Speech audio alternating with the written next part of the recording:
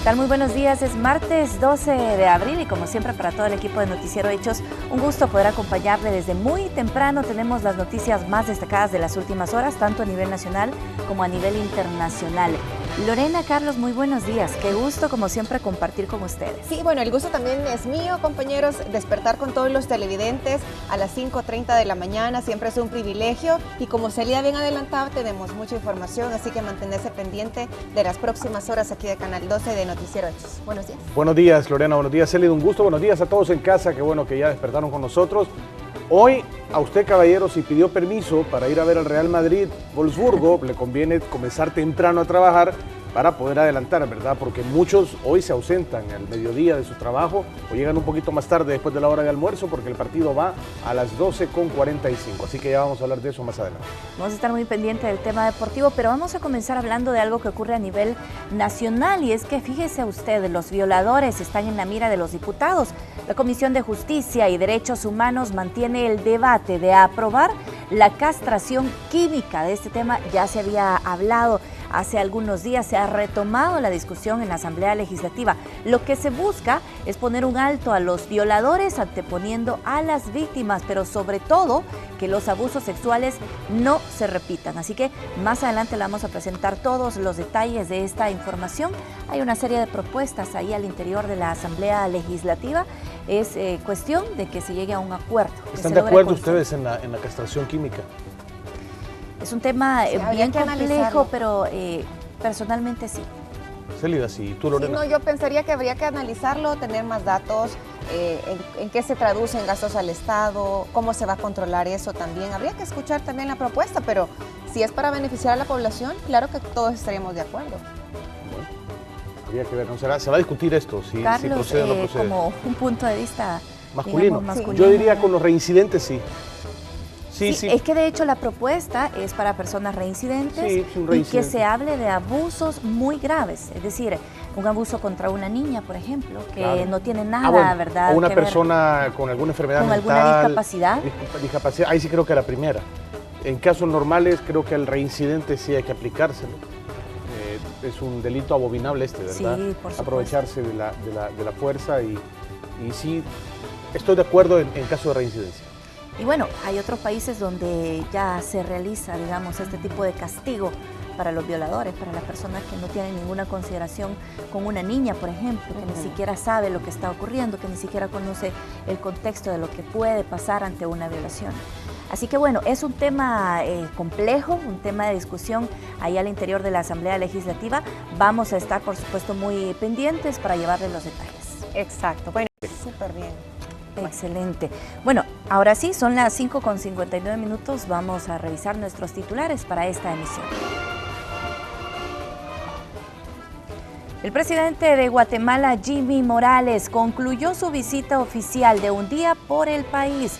¿Cuáles son las conclusiones y acuerdos logrados con su homólogo salvadoreño? Se lo contamos en esta emisión.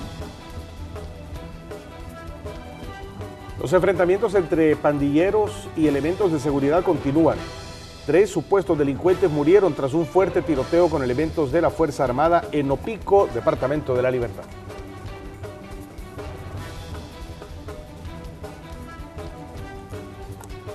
Vendedores detenidos la semana anterior por protagonizar disturbios en Soyapango quedaron en libertad condicional, mientras continúa el proceso legal en su contra.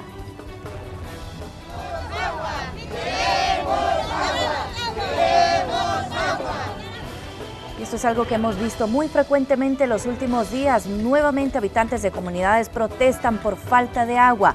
Amenazan con seguir bloqueando calles si ANDA no les resuelve el problema.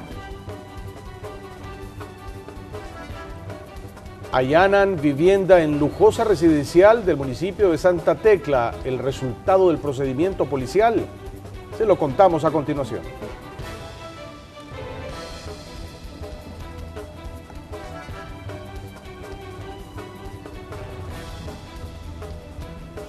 Bueno, vamos con el detalle de las noticias de las últimas horas. Ayer nos enterábamos de este desalojo que hubo en la calle Arce de San Salvador. Esto en rechazo a hubo una protesta justamente en rechazo a estos desalojos que ha realizado la alcaldía de San Salvador. Le hemos dado seguimiento a esta noticia que se ha generado en los últimos días y también en las últimas horas. Y bueno, uno de nuestros equipos también se ha desplazado hasta el lugar para contarnos cómo amanecen las calles, qué es lo que ha pasado después de que se registraran los desalojos y bueno, posterior a eso también una protesta por parte de los vendedores. Marcela Rivera está en el lugar. Muy buenos días, Marcela. Muy buenos días, compañeros. Así es, me he trasladado hacia la calle Arce entre la Quinta y la Séptima Avenida Norte en el centro de San Salvador. Recordar que todo este tramo el día de ayer se convirtió en el escenario de una protesta por parte de los vendedores, quienes fueron desalojados de este lugar por órdenes de la alcaldía municipal. Pero antes de mostrarles cómo está el panorama ahora, les voy a mostrar también la nota que ha hecho mi compañera Azucena Sandoval. Así amaneció esta zona, sin las ventas que usualmente se ubican entre la Quinta y Séptima Avenida Sur, en las cercanías de la iglesia Sagrado Corazón de Jesús en San Salvador. Los puestos, que en su mayoría son de ropa, fueron desalojados por el CAN en horas de la madrugada, impidiendo instalarse los comerciantes durante la mañana. Forman de que el CAN desde las 2 de la mañana tomó posesión en este lugar, quitando algunas tarimas que teníamos aquí y solo nos han quedado algunas que están ahí. Es ilógico porque los vendedores que están aquí trabajando también son trabajadores y tienen necesidad de ganarse el pan diario, ¿no? La acción ya había sido anunciada con anterioridad y se les ha presentado alternativas a los vendedores, quienes aseguran no son de beneficio. Sencillamente dijeron de que hasta ahora era el plazo y que nos levantáramos. Ellos denuncian que en la cuadra se pretende ubicar a otros comerciantes y es por ello que los han quitado. Hay muchos rumores de que dicen que van a traer canopis, van a armar canopis. De hecho, él dijo que van a armar canopis y van a traer gente y nosotros salimos volando. Otra gente que van a ser desalojadas de otro lado vienen para acá y nosotros que estábamos aquí salimos de aquí. Al lugar llegó el representante de la alcaldía capitalina a reunirse con los afectados. Hemos hablado hace 2 meses, lo que aquí tenemos memoria corta. Sin embargo, no quiso brindar declaraciones a la prensa del por qué se ha tomado esa medida. Todos se lo dijimos, fuimos claritos. Lo único que no les dijimos es tal día, tales horas. Porque... Con imágenes de Israel Cortés, informó Azucena Sandoval. Bueno, compañeros, vamos a hacer un recorrido para que ustedes vean cuál es el tramo que ha sido desalojado por parte de la Alcaldía Municipal de San Salvador, donde estaban funcionando anteriormente los vendedores. Está, como ustedes pueden observar en las imágenes, bloqueado entre la Quinta y la Séptima Avenida Norte y también está siendo custodiado por agentes del CAM. Más adelante se espera que se instale una infraestructura de unos canopies donde serán trasladados los vendedores de la zona cero, es decir, de la Avenida España, para que ellos puedan ejercer acá en este lugar. Recordar que también hace aproximadamente 4 años esta zona también fue recuperada durante la gestión de Norman Quijano y posteriormente a esto las ventas que habían sido ambulantes se instalaron en este lugar. Ahora nuevamente se han vuelto a desalojar y este es el primer desalojo que se da por parte del alcalde Nayib Bukele. Así la información a esta hora de la mañana desde el centro de San Salvador. Bueno, muchísimas gracias Marcela. Quedamos pendientes más adelante con información tuya. Nosotros vamos a darle seguimiento a otro tema también que nos ha ocupado mucho en las últimas horas, las diferentes protestas en diferentes lugares donde se sufre un mal común, la falta de servicio de agua. Habitantes de varias comunidades de San Martín salieron a las calles para exigir el servicio. Estas fueron sus demandas. Son residentes de las comunidades Las Delicias y San José I de San Martín. La falta del servicio de agua potable en sus hogares los llevó a manifestarse.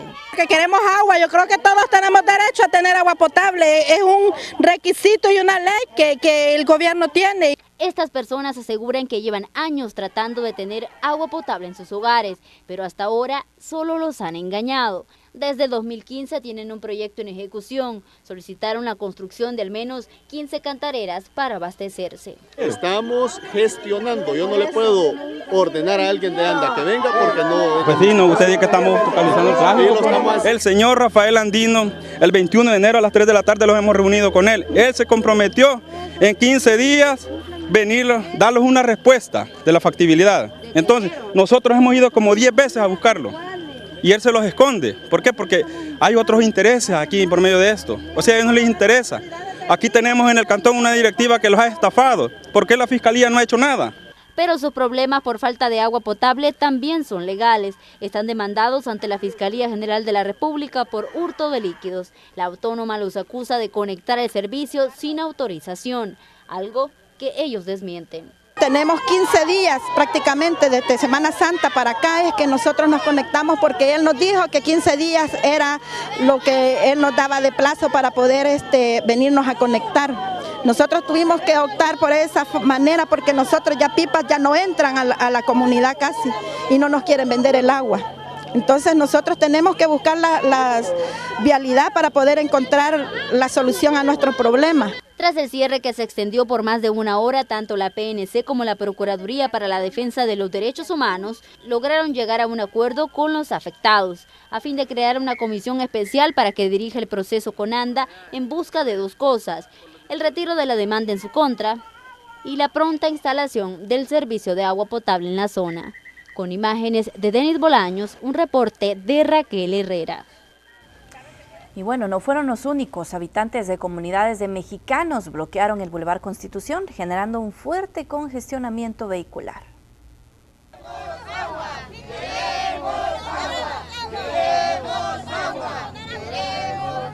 Más exigencias por falta de agua potable. Habitantes del municipio de Mexicanos protestaron que hace varios meses no reciben el servicio y argumentan que los recibos con el respectivo cobro llegan sin falta. Que nosotros ya llevamos más de 2 meses que directamente no estamos recibiendo el agua y los recibos los estamos pagando. Nosotros necesitaríamos que viniera una comisión de ANDA para que nos explique la situación, la problemática por la cual no tenemos agua en esta zona. Bloquearon 2 carriles de la prolongación del Boulevard Constitución con sentido hacia la Residencia La Gloria. El tráfico era complicado en el sector, pero los manifestantes aseguran que necesitan una respuesta.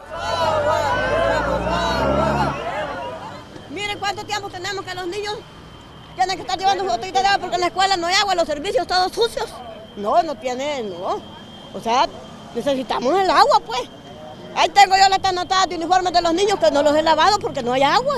Y nosotros necesitamos el agua. Yo tenía tiempo de estar pidiendo agua. Hasta anoche me trajeron 6 barriladas. ¿Cuánto he pagado? $10 por esa barrilada de agua. No, es demasiado. Una representante de ANDA llegó al lugar para conocer la situación. Sin embargo, el ambiente era tenso. Aquí vinieron a hacer la payasada de abrir unos hoyos en la calle principal y no tenemos fugas de agua. O sea, ¿qué es lo que está pasando? Sinceramente, los recibos están viniendo, los estamos pagando más de 2 meses sin agua.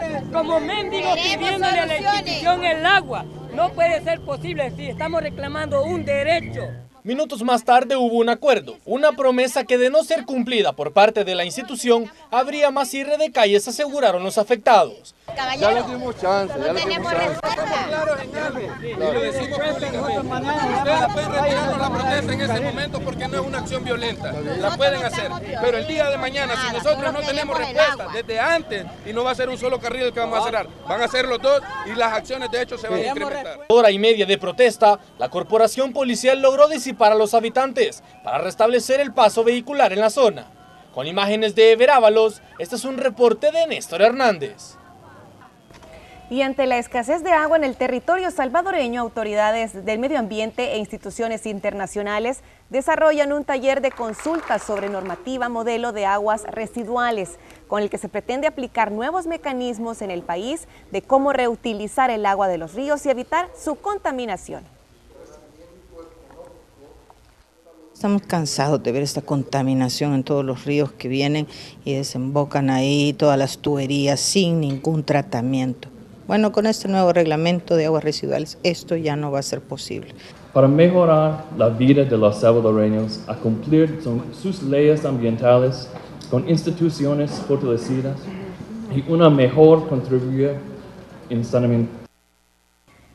Y en otra información, en el Centro Judicial Integrado de Soyapango se desarrolló la audiencia inicial en contra de los vendedores detenidos la semana pasada durante los disturbios registrados en el Boulevard del Ejército. Están siendo señalados por estos disturbios registrados en contra del cambio de recorrido de al menos 19 rutas en Soyapango. Se les acusa de desórdenes públicos tras los hechos registrados la mañana del 7 de marzo. Esta situación los llevó al banquillo de los acusados en el Juzgado Primero de Paz de ese municipio. Estamos apenas en la audiencia inicial, acá solo se tienen los indicios, tales como son las entrevistas de los agentes que los capturan, el acta de remisión de captura, y posteriormente pues se solicitarán los videos a los diferentes medios que cubrieron eso para poder demostrar que efectivamente estas personas son las que se encontraban ahí. La penalidad de este delito es hasta los 4 años, es un delito que tal como lo establece la ley en el artículo 18, pues su naturaleza es grave y por lo tanto se pide la detención. Mientras los imputados enfrentan el proceso en su contra, la defensa asegura que su detención violenta los derechos de los ciudadanos a manifestarse. Es que se está penalizando la protesta ciudadana, el ejercicio legítimo de manifestarse, en lugar de buscar soluciones consensuadas, que es lo que se debería de hacer, se está atacando a gente trabajadora, luchadora. Durante se desarrollaba la audiencia, a las afueras del Centro de Justicia, vendedores protestaban reprochando los arrestos y exigiendo la liberación de sus compañeros. Además, solicitando que el gobierno dialogue con los comerciantes afectados. Estamos solicitando la instalación de la mesa con el gobierno intermunicipal, donde estén transportistas, donde estemos nosotros, donde esté toda la gente afectada. Mire, si lo que pasa es que aquí probablemente la cara visible de los que estamos afectados seamos nosotros hoy, pero aquí están las comunidades, aquí están las colonias, aquí están los comercios formales, que no nos explicamos por qué en este momento nos están manifestando. Finalizada la audiencia inicial, el caso de los 10 vendedores pasó a instrucción con medidas sustitutivas. Los acusados enfrentarán el proceso en libertad, mientras aseguran que continuarán con las acciones a fin que las autoridades resuelvan, pues señalan que el cambio de recorrido de las rutas en Soyapango está afectando las finanzas de decenas de comerciantes. Con imágenes de Denis Bolaños, un reporte de Raquel Herrera. Bueno, una serie de protestas que se han registrado en las últimas horas y por supuesto que hemos estado muy al pendiente de eso para llevarle los detalles. Tenemos que hacer una pausa comercial, pero otro de los temas, ya lo mencionábamos, Lorena, tú decías, la visita del presidente guatemalteco Jimmy Morales. Eso, todas las reuniones que se sostuvieron, una visita express prácticamente de un día. Prácticamente de un día. Al regresar los detalles entonces, manténgase pendiente.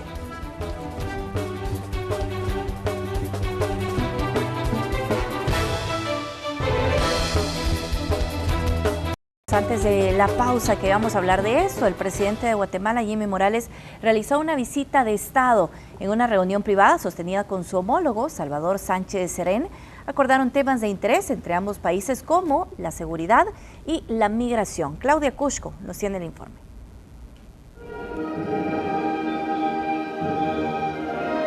A primeras horas de este lunes, el mandatario guatemalteco Jimmy Morales arribó al país.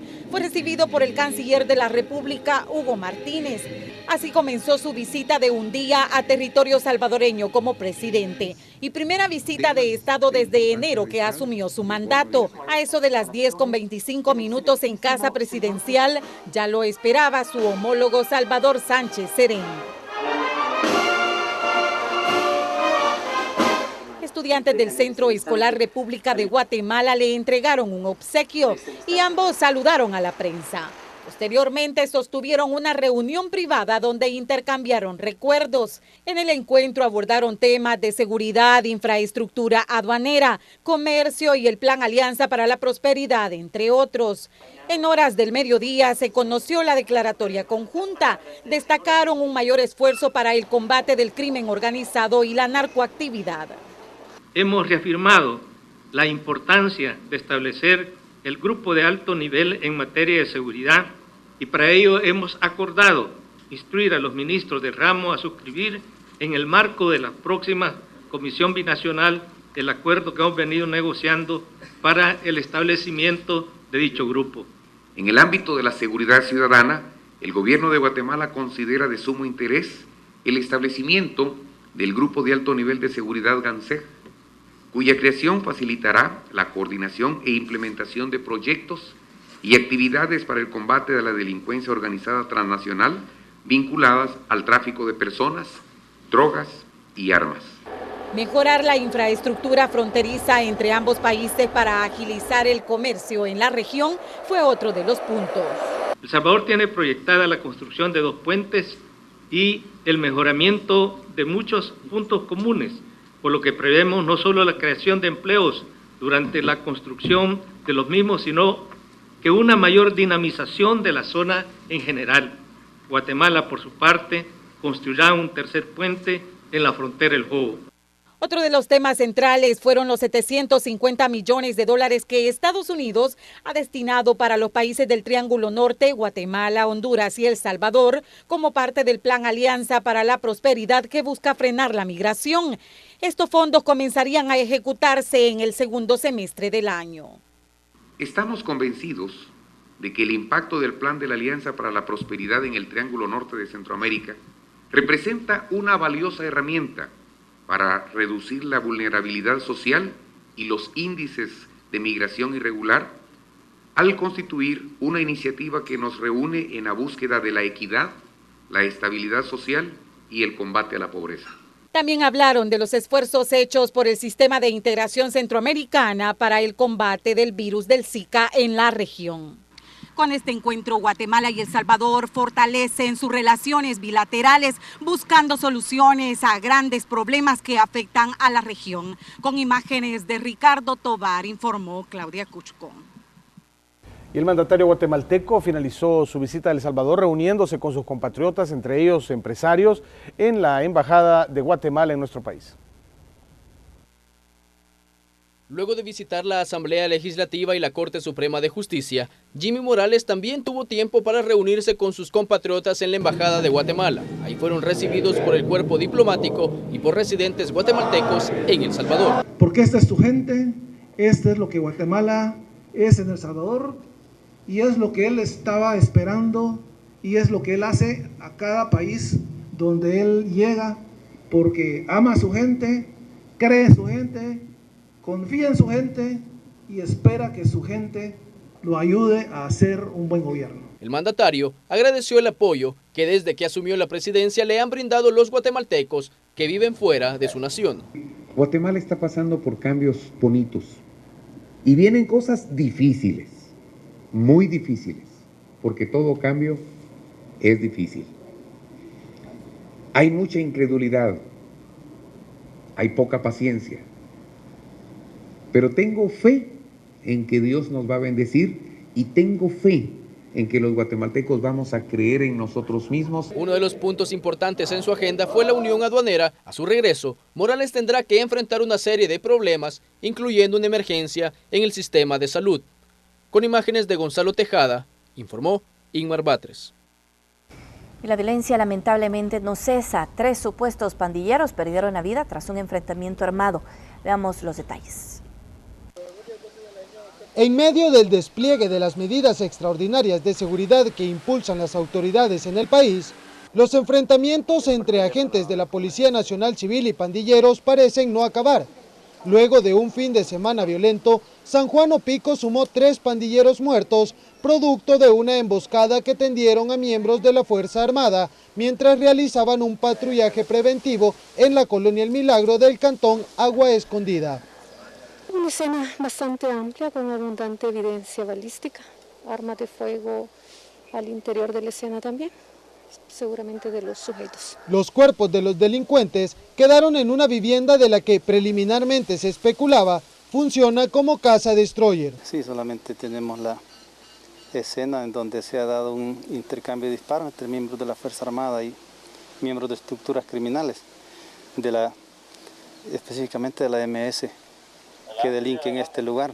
Pues que sea casa destroyer todavía se desconoce, se está averiguando eso. Y en cuanto a los cuerpos, pues por el momento no se puede determinar cómo están, ¿verdad? Miembros del laboratorio están todavía procesándola y quizás no podríamos ahondar en ese tema. Al cierre de esta nota, no se pudo identificar a los fallecidos ni se reportaron capturas. Con imágenes de Gerson López informó Antonio Valladares. Y en un caso de intolerancia, un motorista de la ruta 2C resultó con heridas de gravedad luego de sostener una disputa con otro conductor.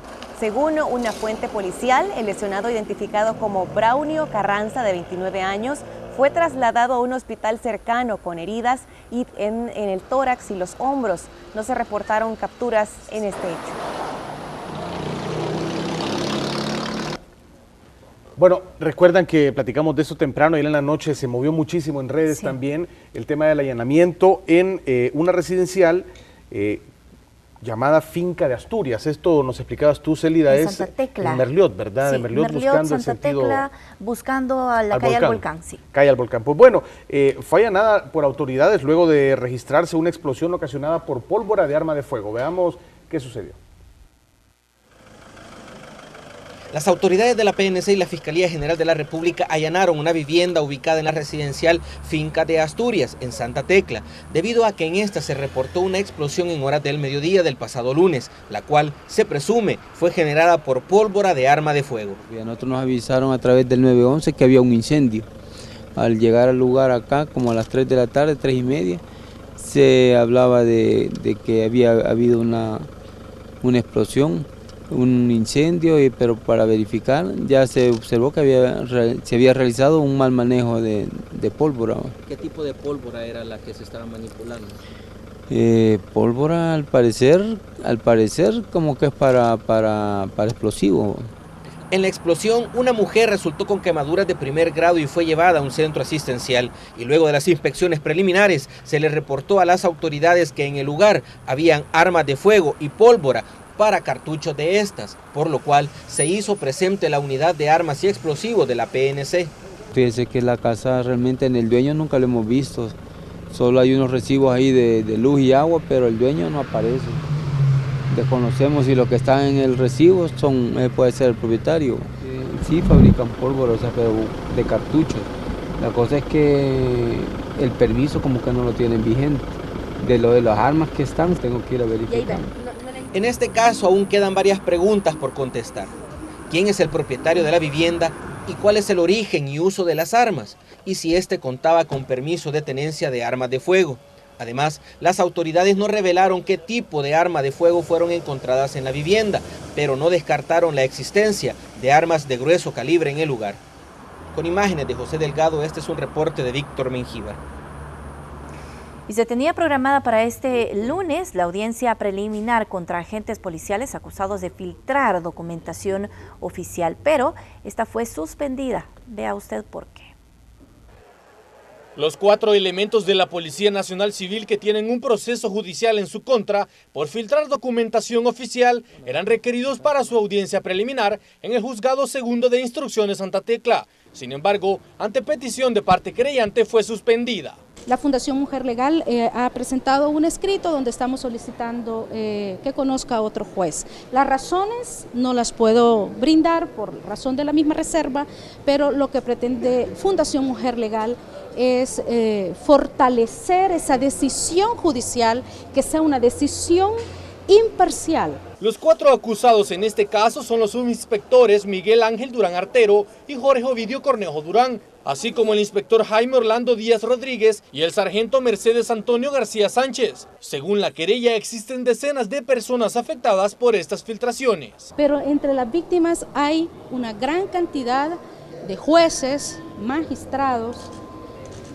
exfiscales, expresidentes de la República, además muchas autoridades de la Policía Nacional Civil.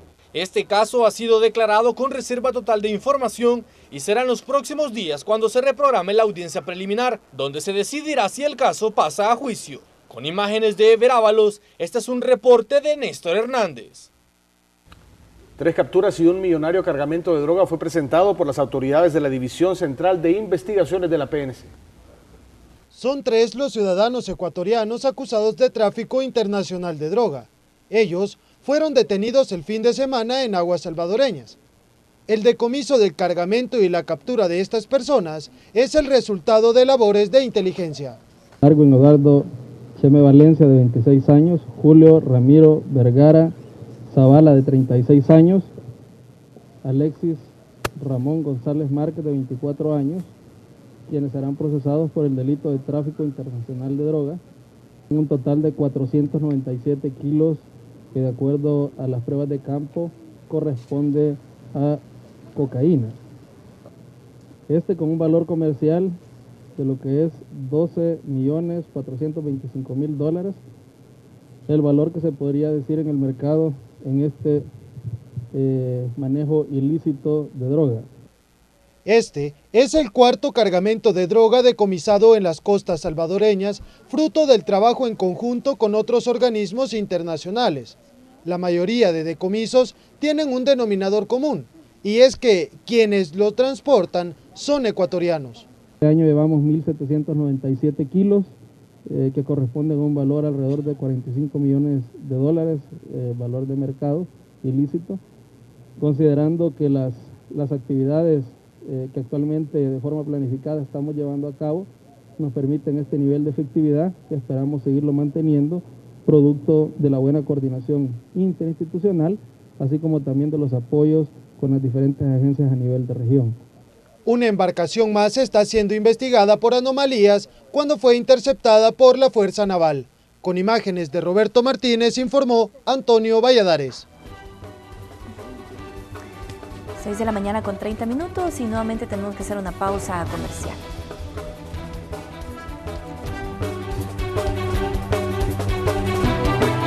Hugo Martínez esta mañana con nosotros. Hay varios temas, la visita de mandatarios recientemente, la de el señor presidente de Guatemala y el señor presidente de Colombia, son dos de los aspectos relevantes de los últimos días. Vamos a conversar con el canciller de la República respecto al contenido de la agenda, ¿no?, que han tenido la visita de estos dos presidentes aquí a nuestro país. Hay otros temas, por ejemplo, sobre el tema de la crisis de los cubanos, que ya no es crisis, sino que ya está resuelta, pero es importante preguntarle al canciller cómo terminó esta situación. Entiendo que ahora, ante el cierre de la frontera con Costa Rica, pues están buscando vía Panamá.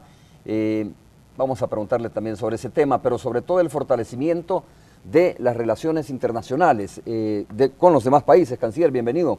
Muchas gracias por estar con nosotros, un gusto. Muchas gracias, muy buenos días, es un gusto compartir con ustedes. Canciller, comencemos hablando sobre este tema del fortalecimiento. Siempre decimos, bueno, hacia dónde se va abriendo el horizonte, ¿no?, de la relación de El Salvador con los demás países, con los países del mundo.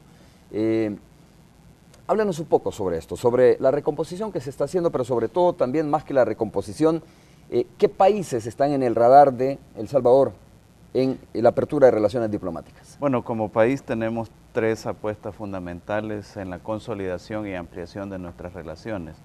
La primera, por supuesto, es trabajar con nuestros socios históricos, como Estados Unidos, la Unión Europea, países asiáticos. La segunda es trabajar con países que sí existían relaciones diplomáticas formalmente, pero que en la práctica no habían sido muy dinámicas. En ese grupo podemos incluir a Australia, Rusia, en donde abrimos embajadas, a los países nórdicos, por ejemplo. Y hay un tercer grupo de países con los que no existían relaciones y que para nosotros es importante ampliar ese abanico de relaciones hacia ese tercer grupo. Y ahí estamos, bueno, como sabes, restablecimos relaciones con Cuba. En aquel momento alguna gente era muy escéptica y como pudimos ver más adelante, Estados Unidos lo ha hecho. Ha habido una visita del presidente Obama a Cuba, pero también hicimos relaciones con otros países de Asia como Vietnam. Estamos abriendo relaciones con varios países de África, que era el continente que no habíamos entrado lo suficiente, y precisamente para consolidar esas relaciones voy a realizar una visita oficial, por ejemplo, a Marruecos en finales de este mes, que nos va a permitir también ir consolidando esas relaciones con el continente africano. Por supuesto que ahí hay un terreno bastante virgen donde trabajar porque existían pocas relaciones con los países africanos, pero esa es una apuesta en este periodo. Canciller, ¿y sobre la base de qué se van ampliando estas relaciones? Bueno, nosotros, ¿qué buscamos con esas relaciones? Buscamos relaciones comerciales, mayor comercio e inversión entre los países. Buscamos cooperación financiera no reembolsable, cooperación técnica, científica, pero también cooperación sur-sur, porque recordemos que algunos de esos países no tienen digamos, los recursos que pudieran tener algunos de los países que nos brindan cooperación financiera reembolsable. Y un aspecto fundamental que generalmente no se suele ver en la superficie de las relaciones son las alianzas. Por ejemplo, con los países africanos podemos ser aliados en los temas de cambio climático, de financiamiento al desarrollo, de candidaturas al seno de Naciones Unidas, y eso en un contexto global es muy importante. No es casual, por ejemplo, que cuando fuimos electos para el Consejo de Derechos Humanos de Naciones Unidas, tuvimos el apoyo mayoritario de los países miembros de Naciones Unidas. Incluso fuimos el país que alcanzó la mayor votación, y eso dice de las buenas relaciones, del entramado de buenas relaciones que tenemos con diferentes países del mundo. En esto no tiene que ver nada el tema de ideológico, canciller, nada que ver. No, eso, nosotros nos planteamos desde un inicio como piedra fundamental de nuestras relaciones diplomáticas es una política exterior abierta al mundo y sin ataduras ideológicas. De manera pues que nosotros tenemos relaciones con gobiernos y países, y gobiernos de diferentes símbolos ideológicos, por ejemplo. Canciller, esto se ha traducido en ayuda internacional, como usted dijo, reembolsable y no reembolsable. ¿Tiene datos más o menos sobre nosotros, de cuánto a cuánto asciende la ayuda que ha sido posible conseguir con estos países? Mire, ya con la cooperación, con ¿no? ese giro de la política exterior, en el quinquenio pasado logramos afianzar más de 1.300 millones de cooperación financiera no reembolsable, o sea, donaciones. Eso fue una cifra récord en comparación con los periodos anteriores, pero ya en este periodo, que apenas llevamos menos de 2 años, hemos logrado afianzar una cifra similar que en el quinquenio anterior. Es decir, que hemos sido más ágiles en gestionar la cooperación, tenemos más compromisos de cooperación y por lo tanto tenemos un resultado muy, muy positivo, que es una cifra récord histórica que ha superado la misma gestión que hicimos en el quinquenio anterior en solamente 2 años que llevamos de trabajo en el gobierno del presidente Sánchez Serén. Claro, como usted lo dijo recientemente, se abrió relaciones con Cuba y más recientemente lo hizo ya Estados Unidos. Sí. ¿Esto en qué abona, ¿no? Para la gobernabilidad, para el fortalecimiento de la democracia a nivel de Latinoamérica? La verdad que las relaciones, el distensionamiento de las relaciones entre Estados Unidos y Cuba y el carril en que se han colocado las relaciones a este momento, no solo beneficia a los ciudadanos y a los gobiernos de Cuba y Estados Unidos, sino también a Latinoamérica, porque había una suerte de polarización en torno a esa relación tensa entre los Estados Unidos y Cuba. Creo que la decisión del presidente Obama ha sido una decisión sabia. Como podemos ver, ya hay un gran acercamiento, no necesariamente solo entre los gobiernos, sino entre los pueblos.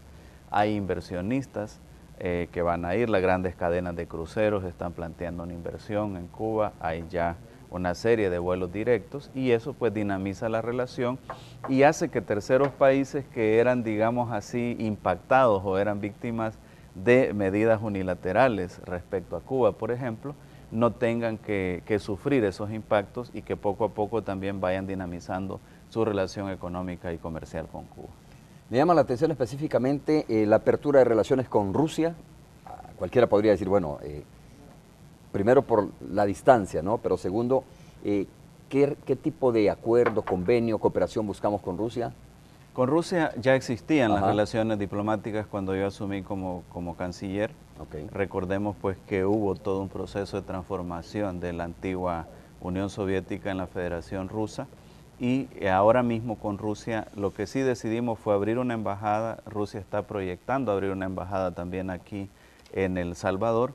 Y los principales temas son, por ejemplo, la cooperación científica y técnica. Nosotros a este momento debemos de tener unos 50 jóvenes que están estudiando diferentes carreras en Rusia, que están becados estudiando diferentes carreras en Rusia. Rusia nos ha ofrecido también cooperación en los temas de seguridad y lucha contra el narcotráfico, no solamente con algunas asesorías puntuales que hemos tenido aquí, sino también nos han invitado a varios de nuestros efectivos al centro de capacitación que ellos tienen basado en Nicaragua. Con Rusia también firmamos un proyecto para el intercambio entre nuestras academias diplomáticas y estamos desarrollando un proceso de cooperación en materia de detección de alertas tempranas, gestión integral del riesgo, enfrentar los fenómenos naturales, etc. Ellos me dieron la oportunidad a mí de visitar un centro de operaciones sumamente sofisticado donde están monitoreando todas las amenazas, no solo las amenazas climáticas, sino las amenazas del terrorismo, todo tipo de amenazas, por ejemplo, la posibilidad de un accidente nuclear, etcétera. Todo eso lo tienen en un centro de operaciones y en menor escala, pues obviamente, pero nos están asesorando para detección y alerta temprana en casos de amenazas, sobre todo de fenómenos naturales. O sea, de cada uno de estos países con los cuales abrimos relaciones diplomáticas, hay algo que aprender, hay algo que exactamente intercambiar probablemente, o hay algún beneficio que se obtiene, ¿no? Exactamente, y nuestro foco en cuanto a los ejemplos de los países es hacia las buenas prácticas que estos países realizan, teniendo el cuidado, por supuesto, de adaptar esas buenas prácticas a El Salvador, porque siempre hay que pensar de una manera global, pero aplicar las cosas de manera local para tener resultados excelentes. Nunca jamás ha sido una buena idea calcar o trasladar modelos intactos de un lugar a otro, porque el contexto en cada uno de los lugares es diferente. Como dicen, tropicalizar más o menos. Exactamente, ¿no? Exactamente. Bueno, para cerrar este capítulo, Canciller, hablemos un poco sobre el socio principal, que para nadie es un secreto que se trata de los Estados Unidos. A pesar de la apertura, ¿no?, de esta diversidad de relaciones que está abriendo El Salvador con distintos países, incluyendo, como usted decía, Rusia en este momento, bueno, y otros países como Marruecos, Estados Unidos sigue siendo el socio principal, uno de los socios principales, y es Estados Unidos un país con el cual mantenemos una relación muy franca, muy sincera, muy sólida, diría yo. Y en este marco también vamos a hablar un poco sobre la venida de la nueva embajadora, que por cierto ya está en nuestro país y ha sido acreditada formalmente, ¿no? Sí, pues con Estados Unidos tenemos una relación histórica, una relación, yo diría, muy cordial, de respeto mutuo, pero de mucho apoyo, de mucha solidaridad. Y la característica de la relación, por lo menos desde que yo soy canciller, ha sido un diálogo franco. Hemos dicho siempre que vamos a estar de acuerdo en la mayoría de cosas, habrá cosas en las que no estaremos de acuerdo, que son pocas, pero sí, que son las menos, pero que sí tenemos la actitud de dialogar y de buscar solución, incluso en esas pocas cosas en las que no podríamos estar de acuerdo. Ahora mismo estamos con Estados Unidos con grandes proyectos estratégicos. El Salvador es solo uno de los 4 miembros de la Socio para el Crecimiento que se lanzó por parte del presidente Obama. Es el único país en todo el continente americano que es miembro de la Socio para el Crecimiento. Y el Socio para el Crecimiento es como un paraguas donde se engloban una serie de medidas para el crecimiento, para el desarrollo, etc. Dentro de eso estamos ejecutando Fomilenio 2 y más recientemente hemos pasado a formar parte de la Alianza para la Prosperidad en el Triángulo Norte, que nos permite también acceder a una cantidad de recursos que Estados Unidos, el Congreso de Estados Unidos, a solicitud del presidente Obama, aprobó para cooperar con los países del Triángulo Norte. Entonces, hay, aparte de eso, todos los programas específicos de la AID que se están ejecutando en el terreno. Algunos programas se han alineado con nuestra estrategia. ¿Es el principal de socio, seguridad. Canciller, es el principal cooperante en este momento? Yo diría que sí, en términos generales Estados Unidos es prácticamente el principal cooperante, aunque muy de cerca hay otros países europeos, por ejemplo. España es un cooperante muy importante, bilateralmente hablando, y la ventaja con Europa es que tenemos una cooperación bilateral, pero también una cooperación regional. Bueno, y a eso nos une el tema de la cantidad de salvadoreños que hay residiendo en los Estados Unidos. Sí, claro. Que Cancillería está haciendo un trabajo bien de cerca, supongo. Claro que sí, con Estados Unidos tenemos ese diálogo permanente sobre el tema migratorio. Nuestra apuesta fundamental sigue siendo que haya una reforma migratoria integral, pero mientras esa reforma migratoria integral no se dé, vamos a apostarle a medidas parciales como el TPS. Por cierto, ya estamos solicitando una nueva prórroga del TPS que vence en septiembre, pero que ya desde este momento se tienen que hacer las gestiones, se tiene que abrir un proceso de reinscripción para garantizar que unos 200.000 salvadoreños sigan siendo beneficiados con esta medida temporal. ¿Cuántos hay? ¿200.000 Sí. sin TPS en este momento? Por lo menos es el dato Hay que 200.000 registrados en TPS. La cantidad va a fluctuar, hay un porcentaje de gente que pierde el estatus, uno porque gana un mejor estatus, eso es positivo, y otro porque pierden el estatus debido a delitos, a cosas que se van acumulando, que ya no les permiten optar a este beneficio. Generalmente, canciller, la política de los Estados Unidos, o sea, cuando hay cambio de administración, digamos, pues se evidencia más hacia el exterior, ¿no? La política exterior, pero en el caso de El Salvador no ha sido traumático estos cambios, ¿no? Cuando ha habido cambio de administración ha sido quizás la misma dinámica y la misma relación con el gobierno de El Salvador. Sí, nuestras relaciones son institucionales. Mucha gente me pregunta qué va a pasar con las elecciones en Estados Unidos. Pues nosotros le apostamos a que las relaciones sigan siendo tan buenas como lo son ahora mismo. Por ejemplo, la venida de la embajadora Jean Main ha permitido también ya hacer un relanzamiento de esa relación, que después de la partida de la embajadora Ponte pues había quedado un poquito que era necesario dinamizarla más, y ahora me preguntan, bueno, ¿qué va a pasar con las elecciones en Estados Unidos? Yo digo, las relaciones van a seguir igual, cada gobernante le pone un sello personal, pero en términos generales las relaciones institucionales son muy, muy similares. Claro, y además, obviamente, El Salvador es respetuoso de los resultados de las elecciones en los Estados Unidos, ¿no? Exactamente. Y ellos tienen todo el derecho, digamos, de decidir cuál va a ser su destino realmente y la relación con el resto del país. Lo que sí es importante, y esto pues es claro que lo tienen que tomar en cuenta nuestros compatriotas en Estados Unidos, es que ellos, que los que ya están registrados, que ya están documentados, que algunos son ciudadanos norteamericanos, pueden no solamente ejercer el voto en los Estados Unidos, sino participar activamente en las campañas políticas, y yo creo que eso es clave para que se vaya decidiendo un futuro en favor de las comunidades latinas y particularmente salvadoreñas. Estamos viendo imágenes, canciller, precisamente sobre este tema, que es un tema histórico, un tema que nos afecta a todos de alguna manera, y estoy hablando de los migrantes. Desde que usted inició su trabajo como canciller, ¿cuál ha sido como los pasos que se han dado en firme para tutelar mejor los derechos de estas personas, no solo en el camino, sino en los países de destino, como los Estados Unidos, por ejemplo? ¿Y qué se ha hecho más recientemente para ayudarle a estas personas? Desde el punto de vista estructural, una de las primeras cosas que hicimos fue crear una dirección de derechos humanos para tutelar los derechos humanos de nuestros compatriotas. También creamos una dirección de vinculación de nuestros compatriotas en los Estados Unidos con las comunidades locales, y una dirección de atención humanitaria, que es cuando hay ya casos en los cuales hay víctimas y nosotros tenemos gente especializada, incluidas gentes en la rama de la psicología, para atender a estas personas que han sido víctimas de violación a los derechos humanos. En cuanto a cobertura, nosotros hemos ido ampliando nuestra red consular en México.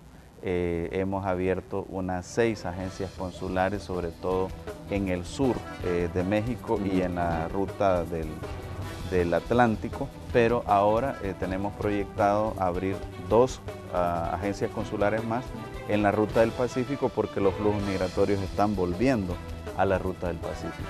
Y en cuanto a la atención en los Estados Unidos, pues nuestra red consular da mucha asesoría a los compatriotas, y también estamos garantizando una oficina jurídica que permita evacuar consultas sobre problemas corrientes que tienen nuestros compatriotas en Estados Unidos. Muy bien, vamos a hacer la pausa. Cuando regresemos hablamos de la visita de los presidentes Jimmy Morales y el de Colombia, Juan Manuel Santos, que estuvo aquí también en el país recientemente.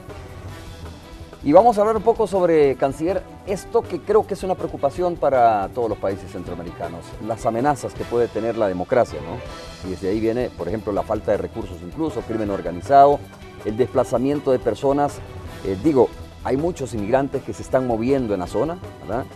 Lógicamente son inmigrantes que están buscando un mejor futuro, pero entre ellos también puede haber movimientos de personas del mismo crimen organizado, ¿no? Que de alguna manera representan una amenaza para las democracias de los países. Una pausa, regresamos.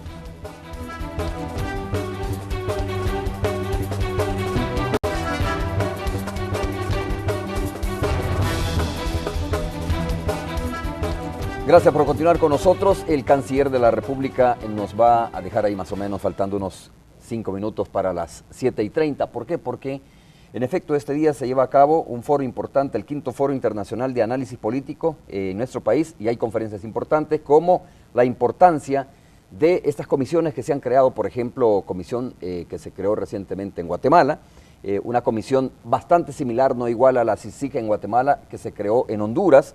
Y algunas personas dicen, bueno, ¿y en El Salvador qué pasa? ¿No? Así es que en breve vamos a preguntarle al canciller sobre este tema que va a ser, que usted va a estar precisamente acompañando a las personas. Sí, estaremos incluyendo el ahí secretario de la OEA. Con el secretario general Almagro, ex colega, ex canciller del Uruguay. Estaremos abordando este tema. Por supuesto, nosotros lo primero que decimos, y algo que había comentado en el bloque anterior, es que es importante conocer el contexto de cada uno de los países. No se pueden hacer copias exactas porque los contextos de los países son diferentes. Y en ese caso, El Salvador, desde los acuerdos de paz, ha tenido un progreso fundamental en la consolidación de la democracia. Canciller, hablemos antes de esto, dejémoslo para el cierre, hablemos sobre la visita de los dos presidentes, de la más reciente. Yo sé que había otras visitas importantes, pero bueno, voy a hacer acopio en este momento de la visita del presidente de Guatemala y el presidente de Colombia. Sé que con Colombia hay una cooperación muy importante en términos incluso de aportación y cooperación en la Policía Nacional Civil, ¿no? Entre otras relaciones comerciales, lógicamente. Bueno, estas visitas, de repente, el ciudadano se puede preguntar, ¿qué ganamos nosotros? ¿Cuál es el intercambio? Es una moda, de repente, que los presidentes vengan y lleguen a un país, ¿no? A saludar al mandatario. Bueno, lo primero que hay que decir es que estas visitas lo que reflejan es la importancia que otros países le dan a El Salvador. Justo en estas 2 semanas, además de la visita del presidente Santos, del presidente Morales, tuvimos la visita del enviado especial del presidente Hollande de Francia. Vamos a tener hoy por la tarde la visita de la ministra de Estado de Asuntos Exteriores de Suecia. Tenemos la visita del secretario general Almagro, así que tenemos un par de semanas bastante intensas y hablando rápidamente en el caso de Colombia, ahí el foco de la visita en primer lugar fue el tema económico y comercial. Todos sabemos que Colombia tiene inversiones importantísimas aquí en el país, en los campos del turismo, en los campos financieros, en los campos de la generación, de la distribución eléctrica. Y aviación también. Aviación, aeronáutica, y también hay inversión salvadoreña en Colombia. Pero lo importante aquí es que el presidente Santos trajo a un grupo de empresarios, algunos de los cuales ya están invirtiendo, pero otros que tienen interés de invertir aquí en el país. Ese fue un gran punto. El otro gran punto fue la cooperación bilateral entre Colombia y El Salvador. Ahí resaltaron la cooperación que Colombia va a dar en seguridad y la cooperación que El Salvador va a dar en materia de el proceso de paz colombiano. Hemos sido invitados por Naciones Unidas para dar cooperación en materia del proceso de paz colombiano, considerando la experiencia que hemos tenido nosotros en la consolidación del proceso de paz en El Salvador. De manera pues que fue una visita muy interesante, donde hubo mucha sinergia también entre el presidente Santos y el presidente Sánchez Serén. Se alargó la reunión porque querían hablar mucho de los acuerdos de paz, de los pormenores de los acuerdos de paz. Se rompe el protocolo de alguna manera. Se rompió totalmente. Teníamos previsto una reunión de alrededor de media hora. La reunión duró casi hora 30. Eso nos alargó los tiempos de las otras actividades. Pero pues fue muy bueno el resultado de la reunión en cuanto a los futuros aspectos de cooperación que tendremos con Colombia. Y es en el doble sentido. Claro, Colombia es un país con una economía muy pujante, muy en desarrollo, pero también nosotros tenemos algunos aspectos en los que podemos aportar cooperando con Colombia, sobre todo en el proceso de paz. Luego tuvimos el enviado especial del presidente Hollande. Él venía prácticamente a dinamizar las inversiones. Francia está haciendo una inversión, la más grande inversión en generación de energía solar aquí en el país. Está también aportando recursos para la reconstrucción de la planta de las pavas de Anda y quiere abrir camino a más inversiones francesas. De hecho, nos invitó a participar en la Semana de Francia América Latina con una delegación gubernamental y empresarial, y lo estaremos haciendo. Luego la visita del presidente Morales, somos dos pueblos muy integrados, Guatemala y El Salvador.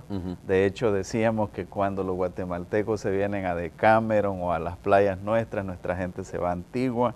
Y hay una gran flujo de turismo entre Guatemala y El Salvador, un gran flujo comercial también. Y 5 fueron los temas principales que abordaron los presidentes. Por supuesto, el tema de la seguridad, con la creación de un grupo de alto nivel de seguridad entre Guatemala y El Salvador.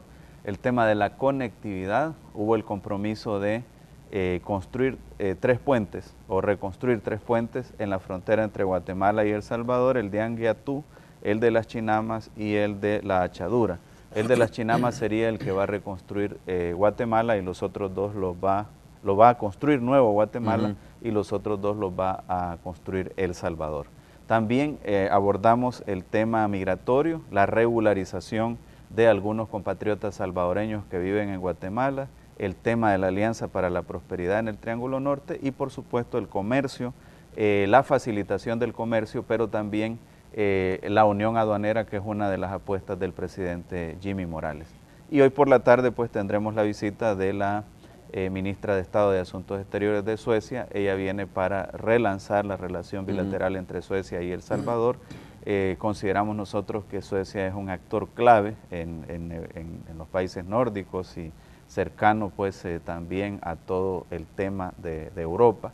Por lo tanto, vamos a tomar algunas decisiones con la ministra para el futuro de las relaciones bilaterales entre El Salvador y Suecia. Canciller, ¿y cómo se lee esto? ¿Cuál es el fondo de todo esto? ¿No? Porque, a ver, para preguntarlo más francamente, pues usted habrá escuchado, yo he escuchado, mis amigos televidentes habrán escuchado también, sobre cómo muchas veces se ha criticado el rumbo que lleva el país, sobre la situación del país, sobre la falta de confianza, pero cuando viene un presidente de Colombia, por ejemplo, con toda la inversión económica que tiene Colombia aquí en el país y lo que significa en términos de cooperación cuando se da la visita de una alta funcionaria de Suecia, cuando viene el presidente de Guatemala, etcétera, ¿no? Todo, ¿se endosa un respaldo al rumbo que lleva el país o no lo interpretan ustedes de esa manera? Pues una confianza en el país, en el rumbo que lleva, en sus autoridades, porque estos presidentes no solo vienen a una visita protocolaria, vienen a amarrar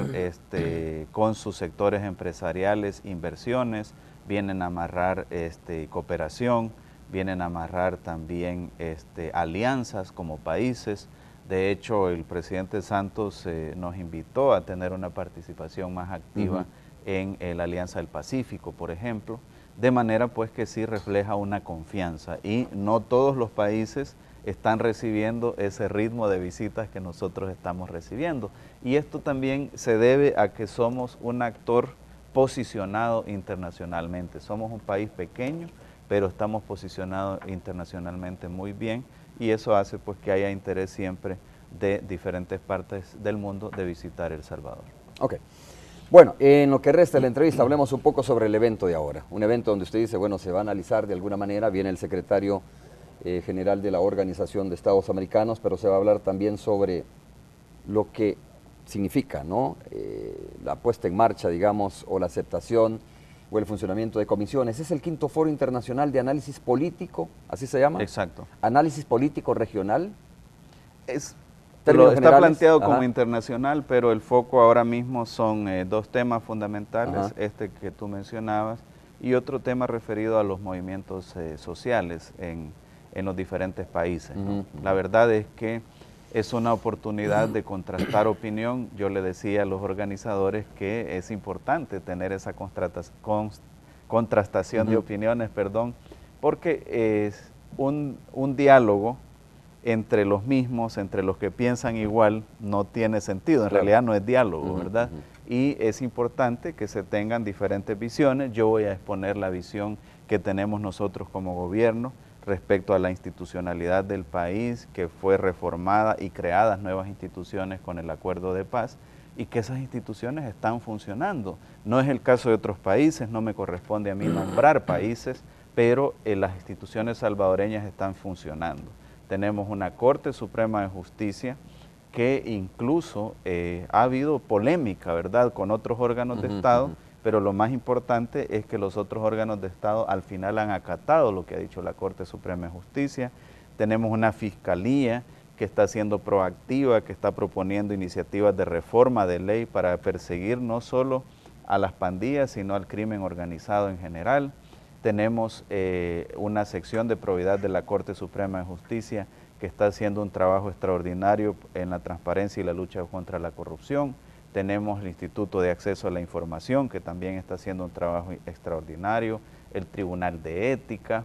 Todas estas instituciones que existen y funcionan en El Salvador, en algunos países ni siquiera existen y en otros países no funcionan.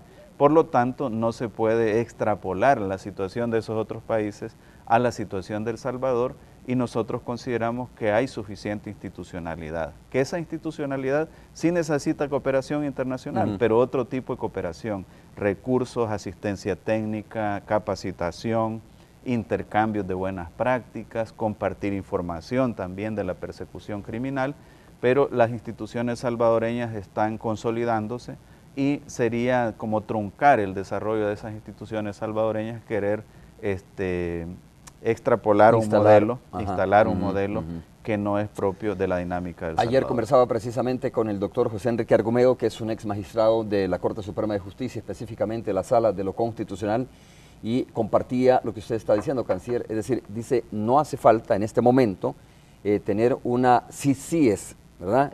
O una institución, una comisión similar a la que se ha montado en Guatemala, precisamente por eso, porque la firma de los acuerdos de paz facilitó la creación de instituciones, y después de esto, pues lógicamente se ha venido fortaleciendo con otras instituciones que ya usted mencionaba, que buscan fortalecer la parte de la democracia, ¿no? O consolidar la democracia. Y decía, eso no significa que no tengamos problemas, eso no significa de que no necesitemos del apoyo, de la cooperación, como ya sucede, por ejemplo, con Estados Unidos o con otros países, cooperación para ir fortaleciendo la Policía Nacional Civil, para ir fortaleciendo la Fiscalía o para ir fortaleciendo otras instituciones que tienen que ver con el combate a la corrupción, que creo que es un poco lo que más adolece la gente o que resiente, ¿no?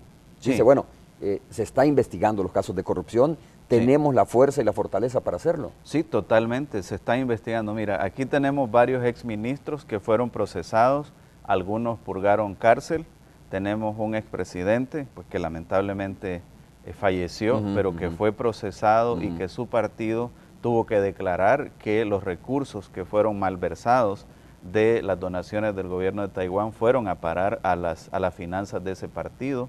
Tenemos otros dos expresidentes que están siendo investigados. Tenemos a funcionarios de diferentes gobiernos que también están siendo investigados, y eso es prueba de que las instituciones están funcionando. Y también es una señal para nosotros, los funcionarios públicos, de que no importa que allá hayamos terminado nuestra gestión o que estemos en nuestra gestión, siempre va a haber instituciones y la sociedad civil vigilándonos, haciendo un escrutinio de la gestión que nosotros estamos realizando y viendo si nosotros estamos cometiendo errores, para decirlo de manera muy diplomática, o sobrepasando esa línea, y en ese momento es necesario que se deje caer el peso de la ley contra los funcionarios que se les ha comprobado que han cometido actos de corrupción. En esa línea, canciller, ¿cómo ve el tema de la intervención, diría yo, bastante oportuna y rápida de la Fiscalía General de la República en el tema de allanar la oficina de Panama Papers, ¿no? Que es uno de los casos más recientes que tendría como reto la Fiscalía? Sí, yo creo que la Fiscalía actuó muy bien. Hay que ver qué información extrae de todos esos servidores y de todos los archivos que se tenían en la seccional de aquí de El Salvador. Es importante decir también de que a veces, desgraciadamente, se estigmatiza a un país por la actuación de ciertos sectores de ese país, ¿verdad? Yo, por ejemplo, tengo mucha confianza en el presidente Varela de Panamá.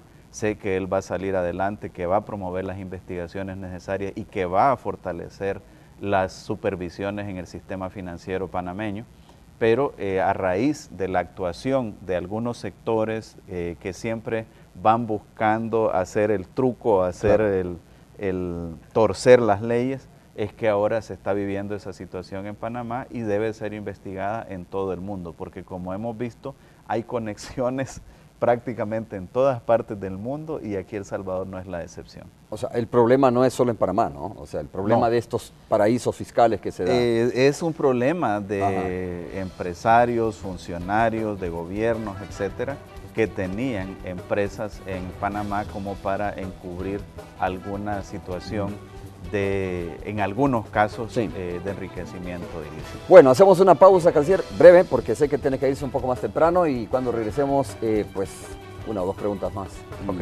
Sabemos que va para el evento este importante. Nos vemos.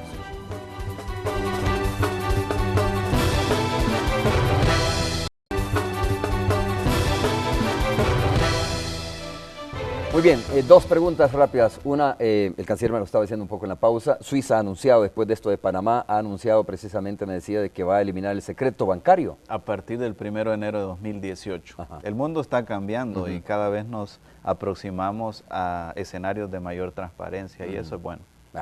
Presión muchas veces de la ciudadanía, además también de las investigaciones periodísticas que son importantes. Canciller, cierro con esto.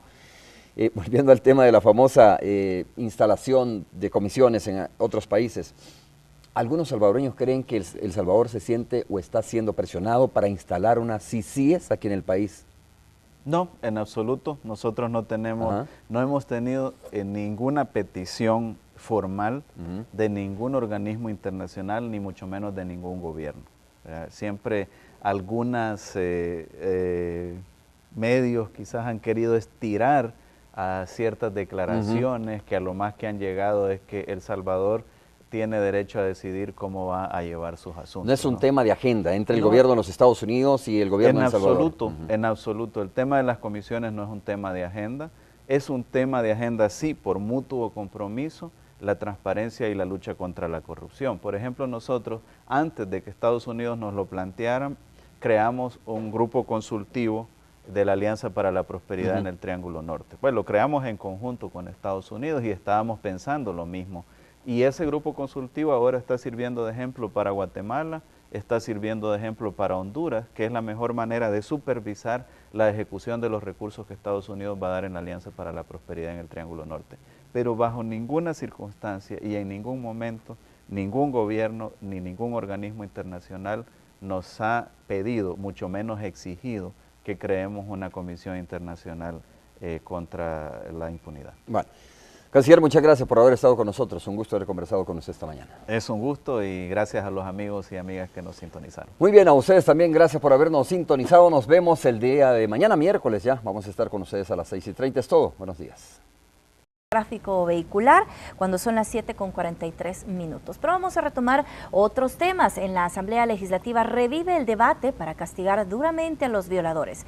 La propuesta que se analiza es la presentada por una diputada del Partido Arena que contempla un procedimiento quirúrgico. Veamos de qué estamos hablando. Los violadores están en la mira de los diputados. La Comisión de Justicia y Derechos Humanos mantiene el debate de aprobar la castración química. Lo que buscan es poner un alto a los abusadores, pensando en el derecho de las víctimas, pero sobre todo que los abusos sexuales no se repitan. Patricia Valdivieso abandera esta iniciativa. De este crimen que está abatiendo a nuestros niños y a todas las personas, pues aquí yo no tengo el afán de decir que solo es contra mujeres porque no soy ese tipo de persona. Yo siento que el delito debe detenerse, venga de donde venga. La propuesta estaría limitando el accionar de los violadores. Esta contempla la castración química con tratamiento médico, registro público de violadores sexuales, tratamiento psiquiátrico y la inhabilitación especial para trabajar cerca de niños. Los diputados están conscientes que esta no es la única solución, pero es una respuesta para contrarrestar el accionar de los abusadores sexuales. Hoy se ha leído el expediente, la propuesta, y nosotros estamos dando argumentos de derecho comparado, de argumentos científicos basados en estudios científicos que han hecho distintas instituciones. En las próximas semanas, los diputados estarán realizando un foro donde participarán especialistas en la materia a fin de obtener los insumos necesarios y hacer reformas de ley.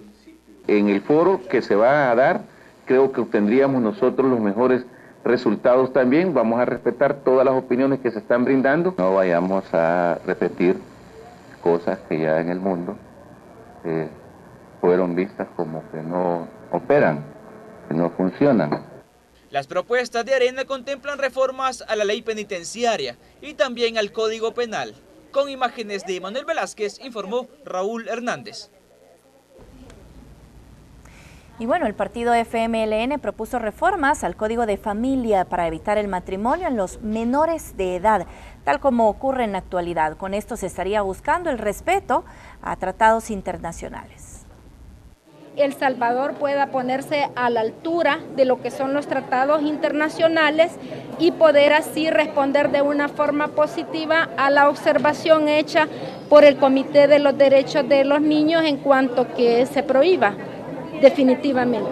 Son 55,000 menores de edad que están reportando un estado civil diferente al de soltera. Es decir, que ya tenemos niñas de 12, 14 años que son viudas, divorciadas, separadas, casadas.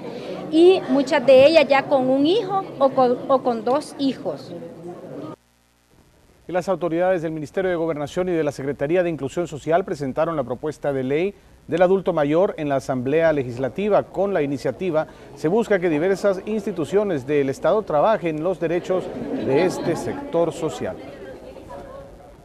Con esta propuesta de ley se va en primer lugar a fortalecer lo que es el Consejo de Atención Integral de la Persona Adulta Mayor.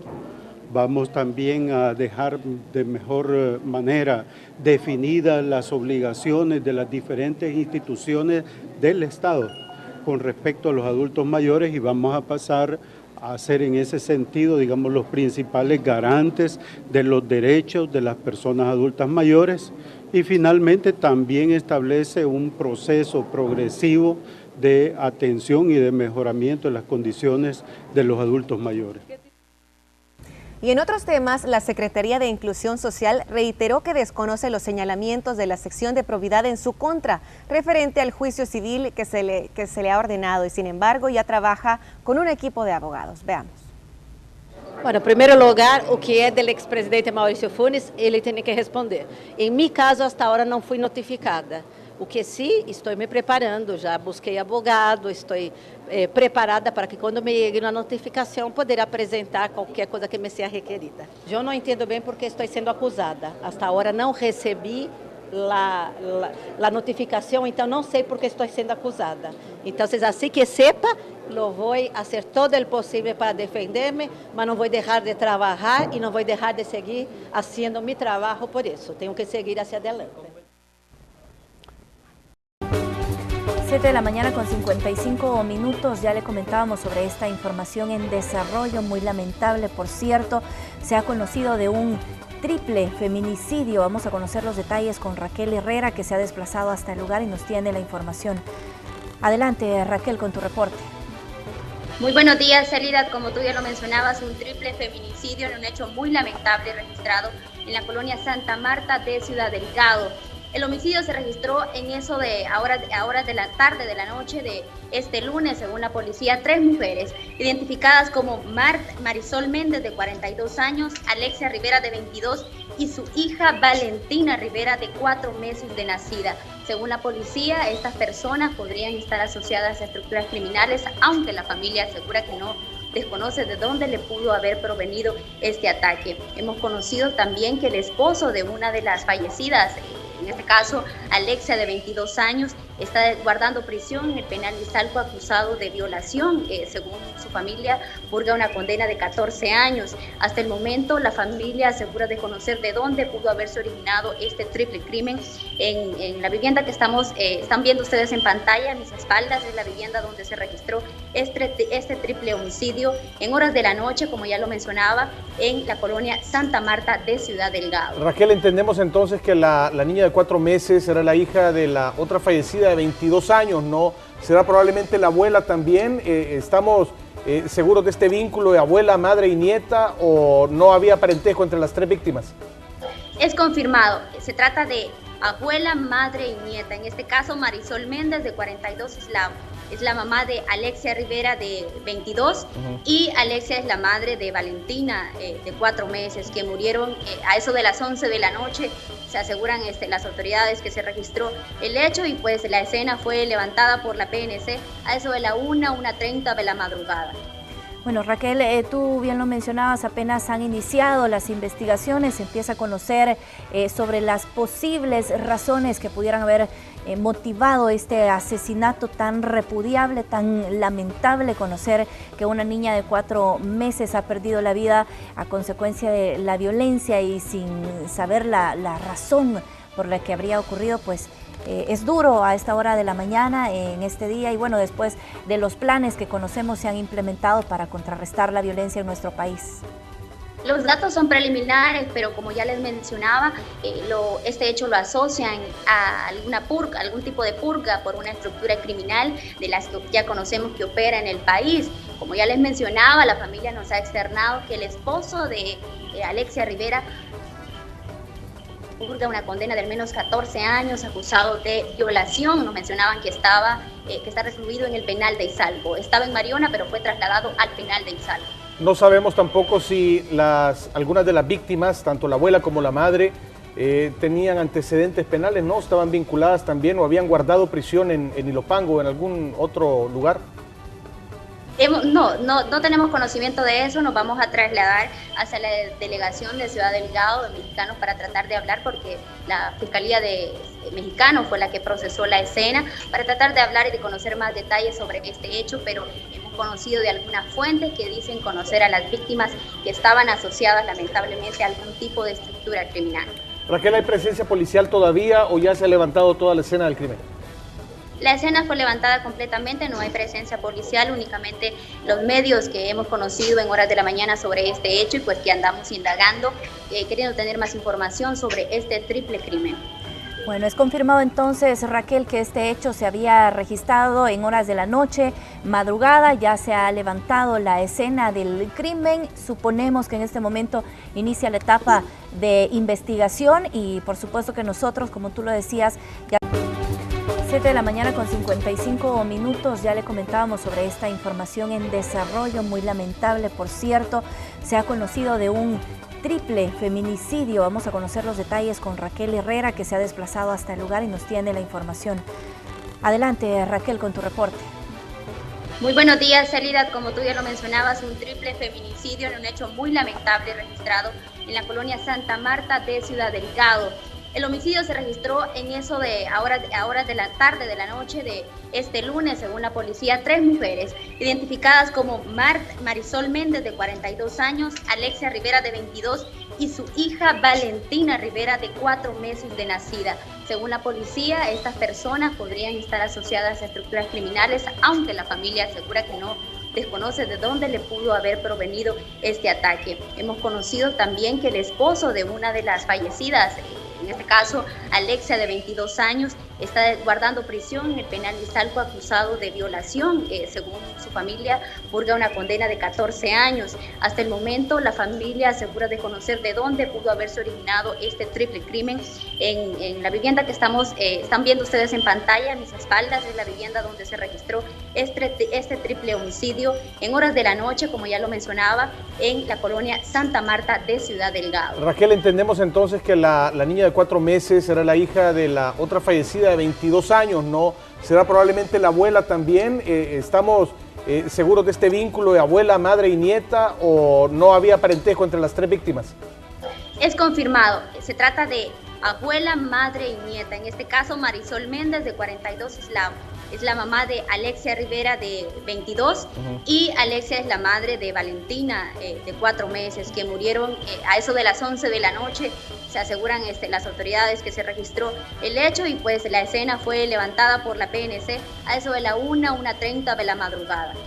Bueno, Raquel, tú bien lo mencionabas, apenas han iniciado las investigaciones, se empieza a conocer sobre las posibles razones que pudieran haber motivado este asesinato tan repudiable, tan lamentable, conocer que una niña de 4 meses ha perdido la vida a consecuencia de la violencia y sin saber la razón por la que habría ocurrido, pues es duro a esta hora de la mañana en este día y bueno, después de los planes que conocemos se han implementado para contrarrestar la violencia en nuestro país. Los datos son preliminares, pero como ya les mencionaba, este hecho lo asocian a alguna purga, algún tipo de purga por una estructura criminal de las que ya conocemos que opera en el país. Como ya les mencionaba, la familia nos ha externado que el esposo de Alexia Rivera purga una condena de al menos 14 años acusado de violación. Nos mencionaban que está recluido en el penal de Izalco. Estaba en Mariona, pero fue trasladado al penal de Izalco. No sabemos tampoco si algunas de las víctimas, tanto la abuela como la madre, tenían antecedentes penales, ¿no? ¿Estaban vinculadas también o habían guardado prisión en Ilopango o en algún otro lugar? No tenemos conocimiento de eso. Nos vamos a trasladar hacia la delegación de Ciudad Delgado de Mexicanos para tratar de hablar, porque la Fiscalía de Mexicanos fue la que procesó la escena, para tratar de hablar y de conocer más detalles sobre este hecho, pero hemos conocido de algunas fuentes que dicen conocer a las víctimas que estaban asociadas lamentablemente a algún tipo de estructura criminal. Raquel, ¿hay presencia policial todavía o ya se ha levantado toda la escena del crimen? La escena fue levantada completamente, no hay presencia policial, únicamente los medios que hemos conocido en horas de la mañana sobre este hecho y pues que andamos indagando, queriendo tener más información sobre este triple crimen. Bueno, es confirmado entonces, Raquel, que este hecho se había registrado en horas de la noche, madrugada, ya se ha levantado la escena del crimen. Suponemos que en este momento inicia la etapa de investigación y por supuesto que nosotros, como tú lo decías, ya menores y trasladarlo a nuestros televidentes. Exactamente, nosotros vamos a trasladarnos también, como les mencionaba, hacia la delegación de la Policía Nacional Civil para conocer los pormenores que ellos tienen referente a este hecho. Gracias, Raquel, estamos en vivo contigo y de ser necesario regresaremos cuando tengas más información sobre el caso. Muchas gracias.